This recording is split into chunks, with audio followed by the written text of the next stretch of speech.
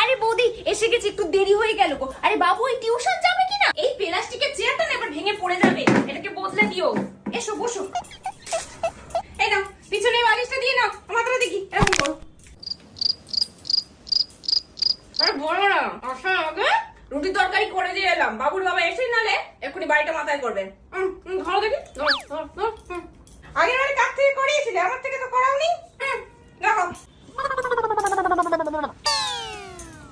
দেখো, আর একটু কাজল পেন্সিল দিয়ে দিলেই ঠিক হয়ে যাবে, ওটা এক আধবার ওরকম হয়ে যায়। হ্যাঁ ঠিক আছে। পিকুদের বাড়িতে বুঝি তোমাদের নিমন্ত্রণ আছে না? ও তোমাদের বলেনি? ও দেখবে যা গ্লো আসবে না, একদম নাইট বাল্বের মতন চকচক করবে।